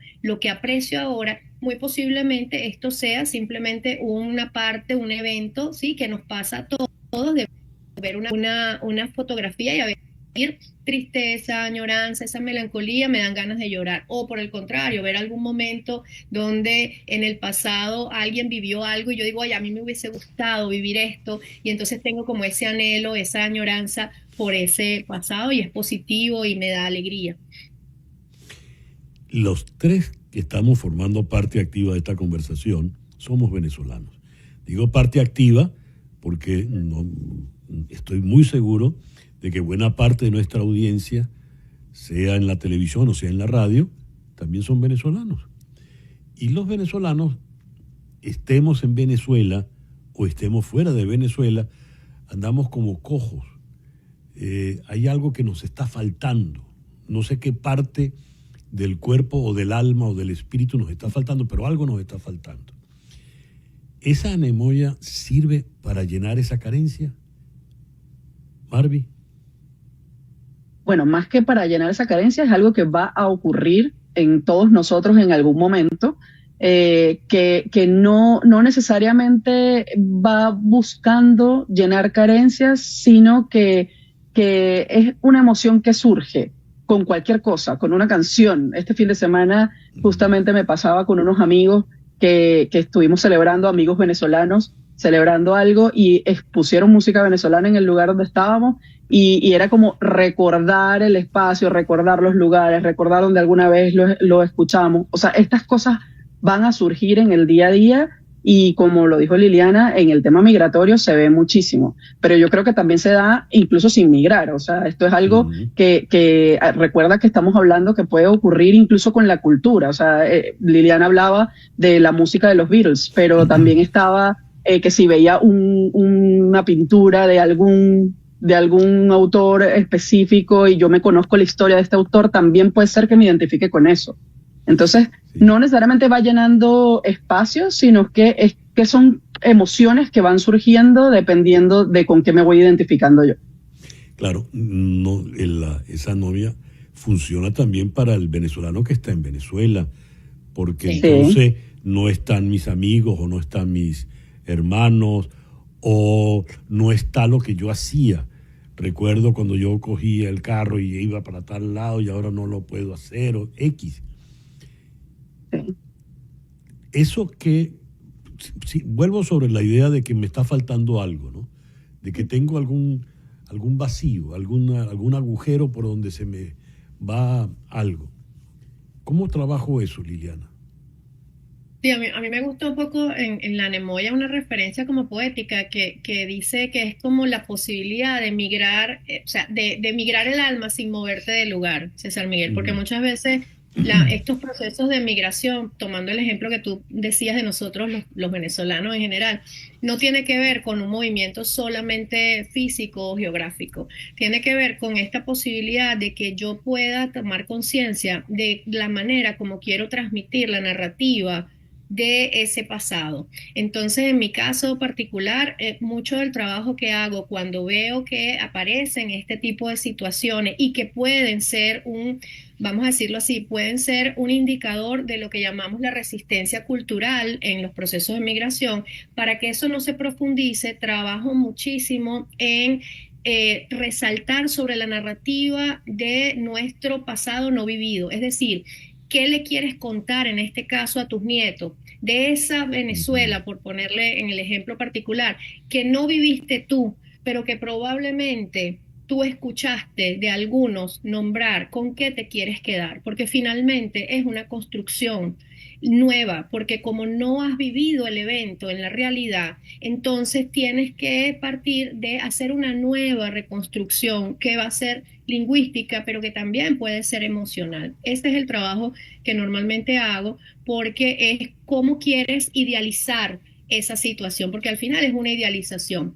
Y si nos queremos quedar con esa idealización que no vivimos de algo que fue terrible, eso es lo que vamos a seguir transmitiendo. En mi caso, yo prefiero, en el caso de mis hijos y de mis nietos, probablemente, ¿cuál es la historia que yo quiero contar de eso que yo no viví? Pero que quiero que tú te quedes con ese anhelo. ¿Cómo quiero que sea esa Venezuela en el anhelo del futuro, cuando quizás mis hijos o mis nietos no van a poder, como ya lo sabemos, vivir, pero van a tener una raíz, van a escuchar una música, como dicen, o van a ver algo que pasó, o un comercial que me pasa mucho? Yo decía, escucho los jingles de los comerciales y digo, wow, yo lo tengo como nostalgia, porque yo lo viví, yo lo recuerdo, pero cuando se lo cuento a otro, ¿cómo se lo cuento? ¿Qué le digo con respecto a esa Venezuela que forma parte o formó parte de mí, o va a seguir formando parte de mí? Saquemos el elemento geográfico, el elemento cultural, ¿verdad? Pensemos solo en el estado de ánimo de la persona. ¿Qué es lo ideal? Sentirme bien, ¿verdad? No voy a decir sentirme feliz, porque bueno, la felicidad a veces es más difícil de lo que uno piensa, pero sentirme bien, sentirme en paz. ¿La anomia me puede ayudar en esto, Marvi? Ayudarme a sentirme en paz. Ajá. A sentirme en paz, no. Porque bueno, finalmente es esta melancolía como tal no hace que uno se sienta absolutamente bien. Pero sí, quizás eso que decía Liliana de como cambiar la narrativa, resignificar la experiencia. y también como resignificar la experiencia de mi propio pasado, o sea, quitar el elemento idealización de cada una de esas cosas, porque bueno, si bien reunirme con mis amigos era lo máximo, también había otros elementos en su momento que quizás no eran tan buenos. Es como el yin y el yang, o sea, ver todo como algo integral que tenía cosas positivas y cosas no tan positivas o no tan agradables. Y también me puede ayudar a conectarme con lo que vivo hoy, porque lo que estoy viviendo hoy también va a ser también parte de mi pasado en algún momento y va a ser parte de mi historia. Entonces, conectarme con lo que estoy viviendo en el aquí y el ahora sí me puede ayudar a estar bastante bien conmigo y a sentirme conectado con mi vida y con digamos, las emociones más agradables y más placenteras. Bien, estamos acercándonos al final y oyendo lo que decían, escoger los recuerdos, las situaciones, lo que le voy a decir a mis nietos, me vino a la memoria el caso de una amiga cubana y bueno, las circunstancias de cubanos y venezolanos se han terminado pareciendo mucho. Pero ella tiene un drama, esta señora, porque ella está viuda y tiene 2 hijos. Los hijos no viven cerca de ella. Se casaron con muchachas, señoras de Estados Unidos, y el drama de mi amiga es que no puede hablar con los nietos porque los nietos no hablan español y ella no habla inglés. Y mira tú el infierno en que se encuentra, el océano en que se encuentra. Se nos acabó el tiempo. Liliana, te dejo entonces la palabra de conclusión sobre la anemoya. Sí, gracias César, partiendo de que estamos hablando de la melancolía y entendiendo que todas las emociones tienen una función particular, la melancolía tiene luces y sombras, y ciertamente una de las sombras es esta, que es que nos podemos quedar muy en las emociones negativas y en las emociones de tristeza, pero también hay una luz maravillosa, y es que gracias a la melancolía nosotros podemos hacer empatía y nosotros podemos encontrar puntos en común aunque no lo hayamos vivido juntos, y creo que si rescatamos eso, la anemoya puede ser un elemento que nos puede ayudar incluso en esas situaciones donde hay limitantes como el idioma, como la geografía, como el que no hayamos vivido las mismas experiencias, pero podemos entonces entender que con esa melancolía yo puedo sentir algo con relación a eso que pasó o que otro vivió, y eso me puede ayudar a conectar con los otros y conmigo en el presente, como decía Marvin. Marvin, Liliana, muchísimas gracias por habernos acompañado en el programa de hoy. Gracias a las 2. Gracias. Un placer. Chao. Chao. Liliana Torreya en Orlando y Marvin Mesa de Martínez en Santiago de Chile. Hacemos una pausa y al regreso conversamos con Jorge Glenn y el homenaje a Henry Martínez hoy en El Maní. Ya regresamos. FM.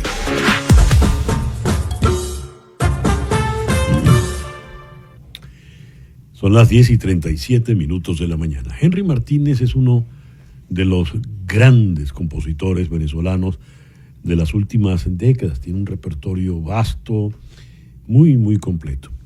Y Henry Martínez, como tantos venezolanos, está pasando por un cuadro de salud delicado. El tratamiento es costoso y no tiene los recursos. Entonces, para apoyar a Henry, para ayudarlo, para colaborar, los músicos venezolanos que están en Miami van a reunirse esta noche en el Maní, y todo lo recaudado va a ser a beneficio de Henry. Pero, ¿quiénes son los que van a estar esta noche en el Maní? Yo creo que todos. En todo caso, quien organiza los Jam Global los días lunes en el Maní, aquí en El Doral, es el maestro Jorge Glenn. Hay que hablar con él entonces. Jorge, muy buenos días. Gracias por atendernos en el programa de hoy. Buenos días, César. Encantado de estar aquí una vez más compartiendo contigo. Jorge, ¿qué tenemos para esta noche en el Maní? Mira, esta noche que estamos haciendo esta recaudación de fondos para nuestro gran y querido maestro Henry Martínez, quien ha dado tanto por las cosas bonitas en Venezuela. Está lleno de un montón de artistas que todos dijeron que sí inmediatamente. No habían terminado de decir Henry Martínez cuando todos estaban diciendo vamos. Está Natasha, Luz Marina, Nela Rojas, Pablo Giler y Chacón, Yasmín Marrufo, muchos artistas, hay varios que no están todavía en el afiche. Y esta noche se le va a estar rindiendo este homenaje haciendo canciones de él y recaudando todo este dinero que se pueda entre los tickets de entrada y el link del GoFundMe, que la idea es que pueda cubrir sus tratamientos de manera un poco más tranquila. Sabemos la situación de Venezuela y que mucha gente está pasando por este tipo de problemas y bueno, tenemos la fortuna de contar con este montón de artistas que adoran al maestro Henry y que todos queremos que prontito esté con nosotros haciendo muchísimas más canciones y de manera saludable. Cuéntale a nuestros oyentes que quizá no identifican a la obra de Henry Martínez, pero si usted oyó A tu regreso, por ejemplo, eso es de Henry. Sí. Cuenta. Este Oriente es otro color, por ejemplo, también Criollísima, que creo que es una de las lucen como dos panales en tus labios, una belleza de canción. Hay muchísimas. Hay un disco muy lindo que les recomiendo de Cecilia Todd y Gualberto Ibarreto, que en homenaje a Henry Martínez ha hecho muchas canciones también infantiles, ha hecho canciones incluso para Marc Anthony, hizo una canción con Fernando Osorio. Fernando estará esta noche también ahí en el Maní.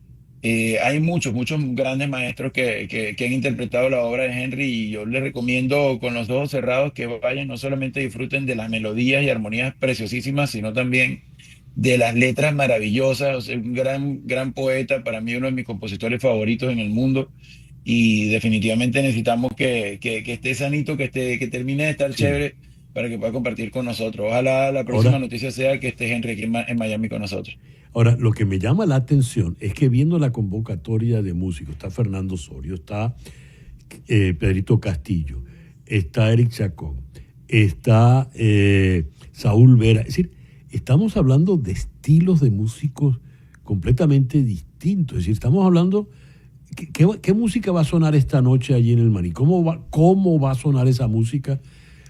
Porque hay jazzistas, hay folcloristas, hay cantantes, hay percusionistas, está Luz Marina, nuestra querida Luz Marina. Cuéntanos, ¿qué música, cómo va a ser esa música, Jorge? Bueno, justamente eso es lo que es el maestro Henry, o sea, un gran maestro que ha logrado aglomerar a los músicos de muchos géneros musicales, del jazz, del folclore, de la salsa, de la música latina en general.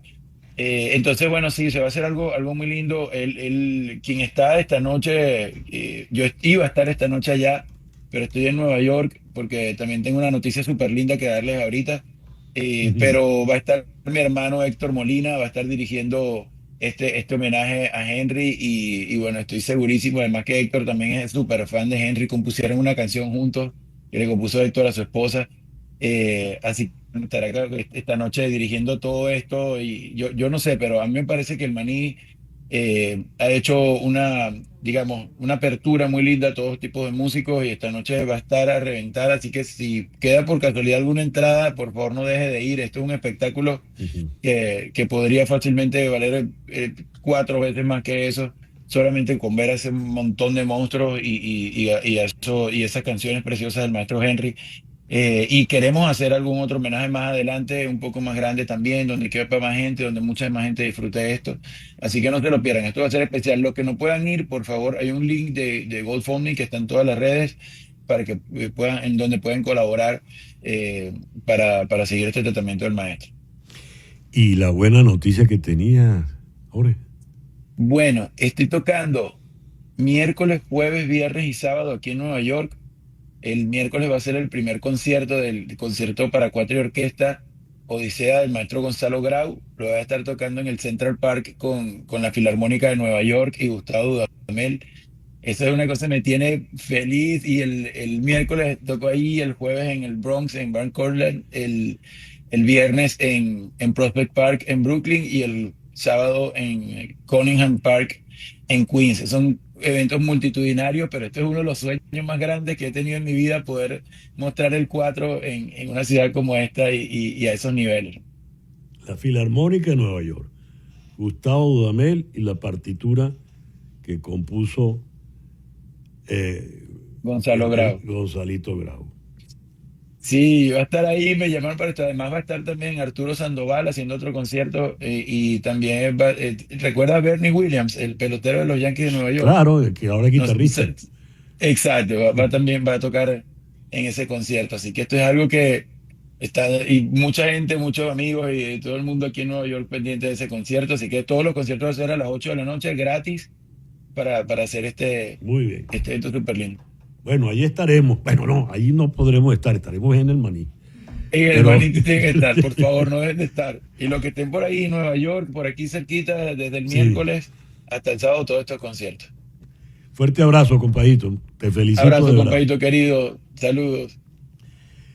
A tu regreso verás al viento lamer la tierra de los caminos, y de un vistazo verás el trazo de los insectos bordando el aire, y el oro en polen maduro y fino del corazón de las margaritas, y los aromas recopilados que te esperaron por luengos años. A tu regreso tendrás la sombra desquirredonda de los laureles. Verás la bora blanca y fluctuante que se vacila sobre los pozos, y el zumo noble, verde y rebelde del limonero que está en el patio, y por las noches la brisa fina que se entretiene peinando palmas. A tu regreso traerás aquel pedazo de algo que estuvo ayer, tumbando mangos como a las 3, chupando caña y robando miel. A tu regreso traerás aquí lo que llevaste dentro de ti, la luna llena como un melón y de la vida nuestra razón. A tu regreso verás cocuyos que no se apocan a las estrellas, y el humo alegre de los fogones rojeando brasas por tu llegada. Y en las auroras un cielo urgido, robando azul a los azulejos que abandonaron a los naranjos cuando te fuiste hace 10 años. Henry Martínez. Esta noche todos por él. Y ahora esto está en las redes.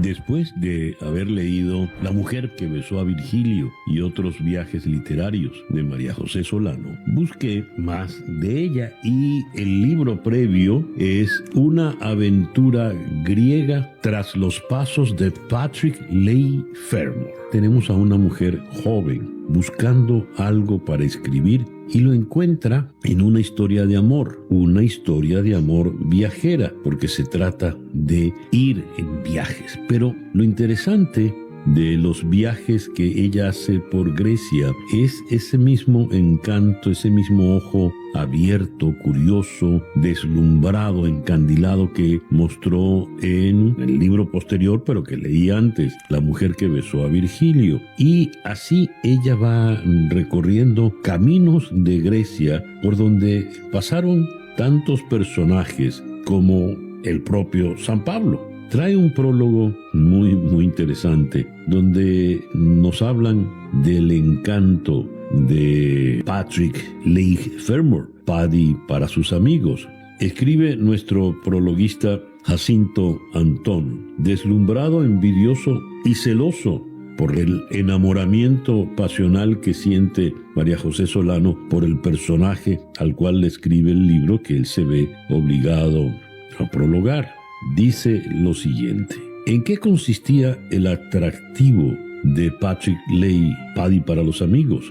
No es difícil de discernir. Era guapo, inteligente, culto hasta decir basta, divertido, valiente, pillastre, un punto caradura y fresco, y curiosamente, pese a haber sido un osado combatiente de operaciones especiales y a todo su aspecto solar de héroe arquetípico y muy masculino, tenía un lado tierno e inocente que despertaba el deseo de protección, algo que resulta irresistible para algunas mujeres. Lo más sorprendente con todo ha sido su capacidad de seducir después de muerto, incluso a mujeres que no lo conocieron. Es el caso de María José Solano, cuyo libro sobre Leigh Fermor, este que tienen en las manos, se caracteriza sobre todo por ser la historia de su enamoramiento de Paddy y una verdadera declaración de amor hacia el escritor y el hombre. Y entonces, después de esto, ¿cómo no leer Una aventura griega tras los pasos de Patrick Leigh Fermor de María José Solano, editada por Debate?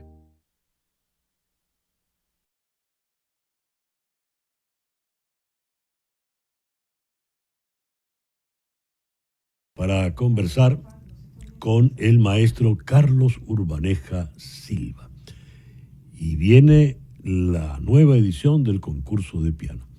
Carlos, muy buenos días. Muchísimas gracias por estar con nosotros en la mañana de hoy. Buenos días, César Miguel. Gracias a ustedes por la invitación, por dejarnos estar aquí. 13ª edición del concurso de composición El Piano Venezolano.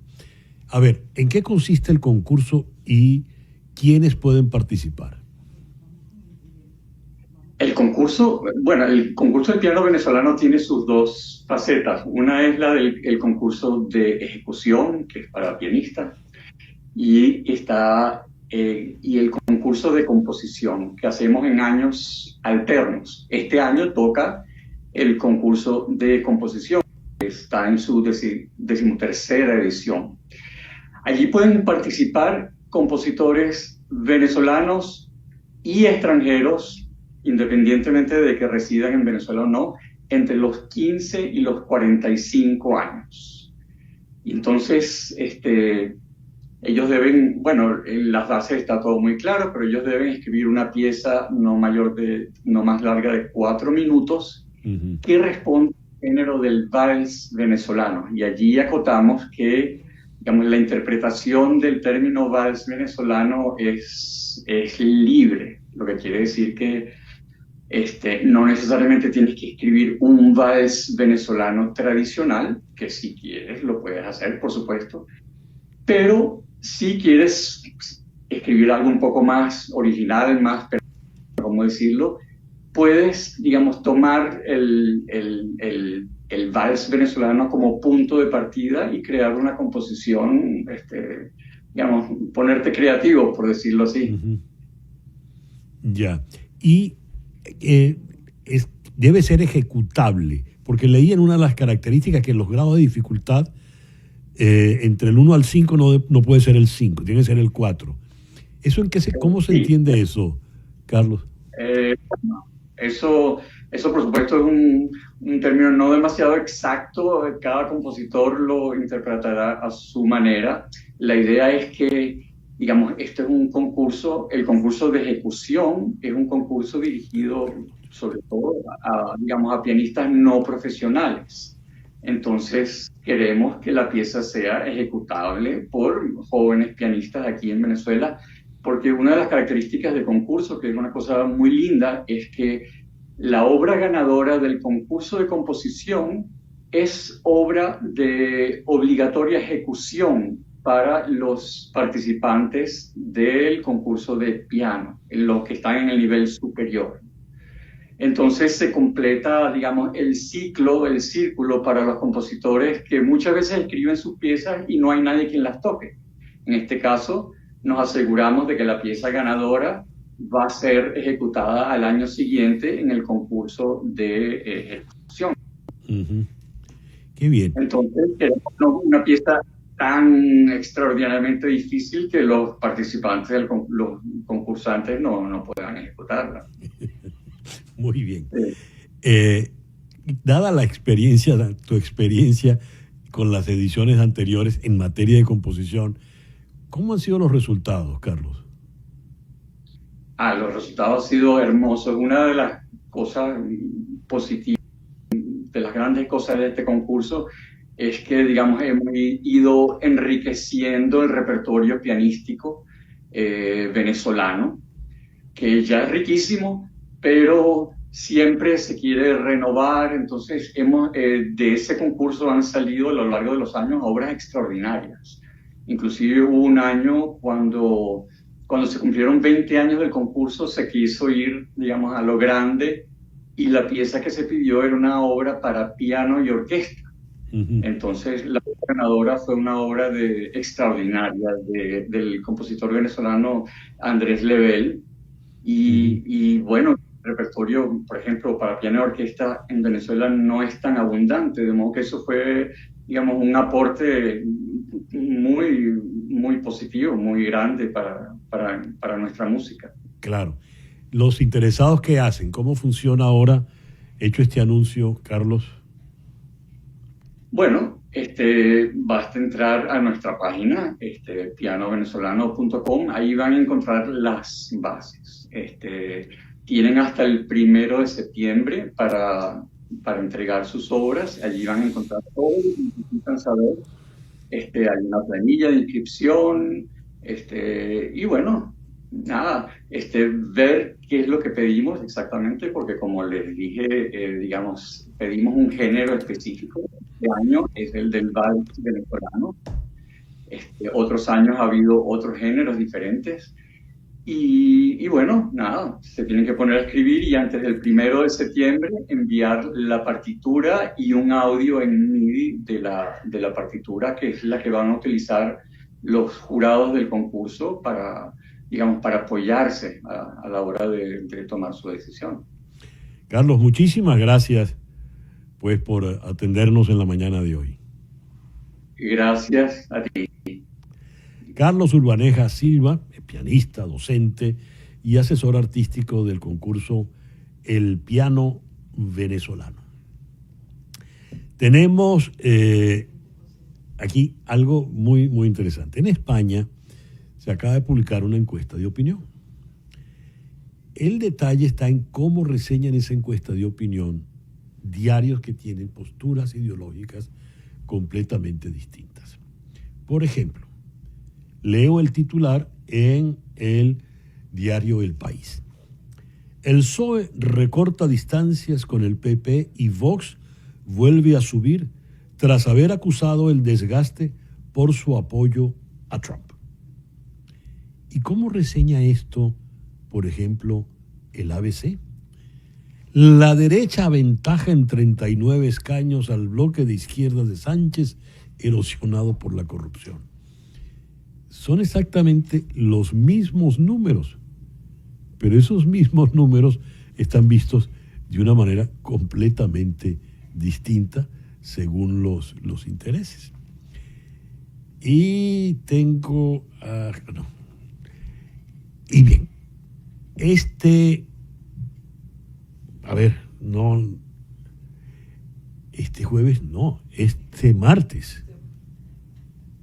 martes en Conexión analizamos a fondo los resultados judiciales en México, los resultados de las elecciones judiciales.